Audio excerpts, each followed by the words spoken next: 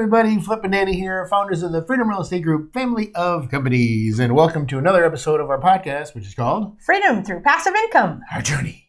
It's the last time you get to say it. I know. I'm going to miss it. So welcome to another episode. This one is Our Journey. Commercial Real Estate and Freedom Through Passive Income. Yeah. That's a long title. Well, I mean, because it was just commercial real estate, and I was like, but this is where we launched this podcast. Yep. And commercial real estate was the Freedom Through Passive Income. We literally named this podcast after this new journey. Yep. And welcome to birthday month. Again, this is July 3rd. And so every day of this month is my birthday month. And so because of that, it's Fun Shirt every day. Fun Shirt Flippy. Yeah, there we go. It's Fun Shirt Flippy. There you go. I love it. Love it. And if you're listening and not watching, I really apologize because these are some fun shirts. Just okay, so this series, the last time I'll explain this. Okay. All right. So I was born in Ohio. Oh my gosh. Just kidding. No, so we talked about when we were on cruise ships, and we were musicians actually, and then we became art auctioneers. And then we went from cruise ships to land, and then you went into the insurance and then mortgage business, and then I left the art auction, and then somebody said you should do real estate, and so we went into real estate in 2008 because that's the best time to get into real estate. It was. And then 8 months later, we did a deal. And said, wow, being a realtor really sucks. And so then we decided to do real estate investing. Yep. And we ran right out of the gate. We were doing short sales and mortgage assignments and then subject twos and then subject to wraps and then seller financing. And then we went to wholesaling and then we found out about turnkey. Oh. And then we moved to Ohio. Yep. Like I said, which we got that backwards. And so we moved to Ohio, and then and that's when we started to build the companies. Yes. And so Freedom Real Estate Group, and then we did our renovations company, Bulldog Renovations, and then our property management company, Independence Property Management, and then our realty group, Independence Realty Group. Yep. And then our acquisitions company, which is called Cash for Ohio Houses.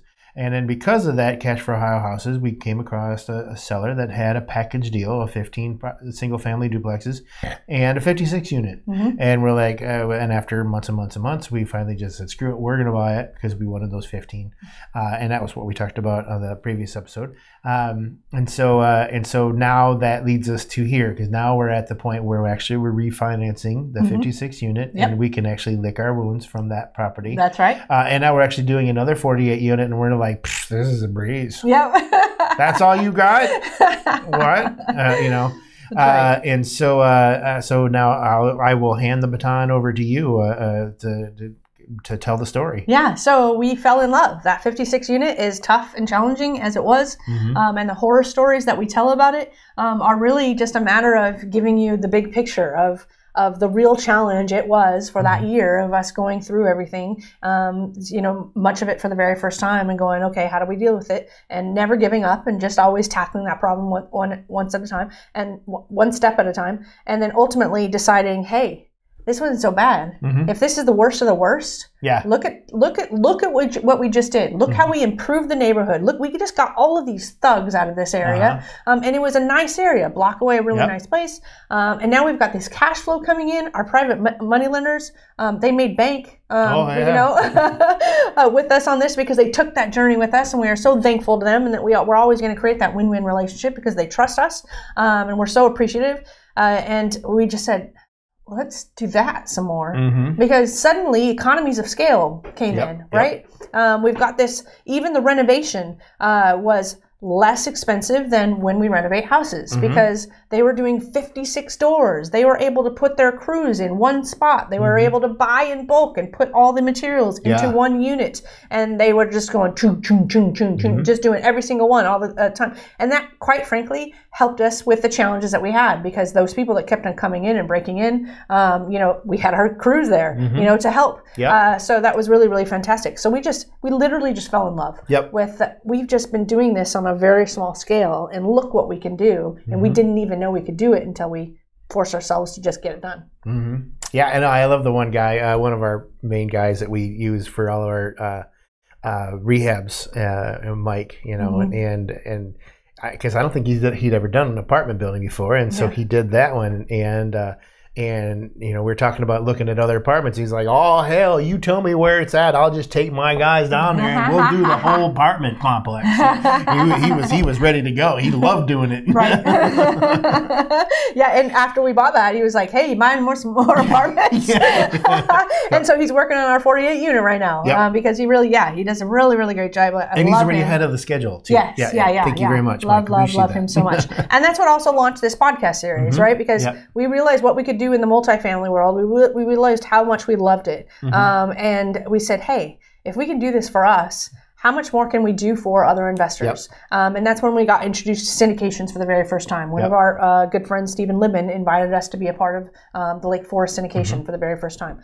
We raised almost $2 million to be a part of that particular deal. And it's been fantastic. They've gotten a few passive income checks, and it got to open up a whole new world. Not only can we buy apartments just on our own, but we can also do it with others on a larger scale, because that was 384 units in Daytona Beach, Florida.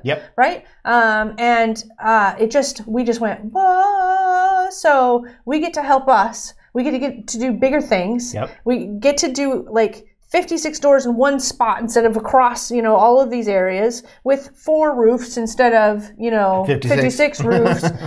So all of those things. And we've done an episode about single family versus multifamily. And after that 56 unit is really what turned the tide for you and I, where we went, multifamily, hands down. That's what we want to keep on doing. And then the syndication allowed us to understand how it not just helps our private money lenders, but it helps other people participate in deals like this and be able to earn passive income and to get tax benefits at the same time. Everything that we learned through this was just mind-blowing. And it's just the world that we want to be in now for a very, very long time, and it's what launched this series. So that's why we are where we are today. And we always have the heart to, obviously we think about us and our journey and where we want to go, but there's never a point in time where we go somewhere and don't take other people along with us. That's right. Because quite frankly, life's too short.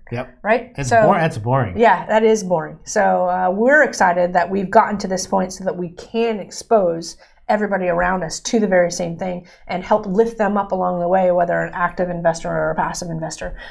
So super exciting. Want to talk about the pros? Yeah, I'll let you do the first one. Okay, the first one, I'm calling this the legacy company. Because I think this is where the true legacy is built. Our ability to scale and keep on going. And as we're working on financial forecasting, I had 2 meetings yesterday. One you were a part of, one CJ was a part of. And looking at the financial forecast in this world is dynamic. This is where legacies are born and created. And I just have never... I knew wealth could be created at this level. I'd never learned how it was done. So it's not taught in any book or any high school or college even. Yeah, exactly. So I'm calling this the legacy company. Super excited about it. And that leads right into expanded our ability to help others because and it has not only within our company but just a lot of people. So that's awesome. And it's expanded our ability to confidently do more deals across the United States. So the Daytona Beach, Florida property we did, we just closed on 129 unit in Mississippi. So we are starting to expand our ability to do a lot more and not just in our backyard, because you heard the stories, if you listened to all the episodes about renovations and property management. Can you imagine now trusting somebody else to do that in a city that you don't have boots on the ground? No. After going through it ourselves, absolutely freaking not. If we're going to expand, which we might be expanding, by the way, we're already in Cincinnati, but we might go into Columbus. If we do that, then we are going to be there. We are going to be training. We are going to be hands-on, and we're going to go in. But in the syndication world, there's people at levels, nothing like the turnkey world, right? And those levels, they're experts and they've been doing it for years and have successful exits. And we're getting to partner with that upper tier level of people that we can trust, that do things exactly like we would and get through the mud no matter what it takes. All right, cons. In my opinion, it's been the hardest company to build in terms of, okay, how do I put this? Renovation and property management was by far the most challenging. It's a world of its own, and we explain those stories in those episodes. This one is, it's bigger scale, it's new lessons, it's legal, it's financial, being able to forecast, because a lot of what we're doing, we're not getting paid. First of all, our investors get paid before we do.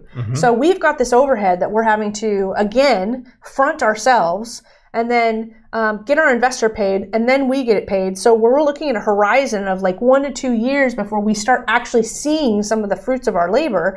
So being able to bring on people to help us build this company has been challenging, and we've talked about that in, I don't know, it was 1 or 2 episodes maybe, about how to look at where you're at in the company and just figure out how to do it. So that for me has been, this one has been hard because we've had to go back to the basics of, we don't have the money to start this company because we won't see it until a couple years down the road, because we're paying our investors before we pay us. So it's a different kind of challenge. Yeah. I mean, it's funny because it's real estate. How hard could it be?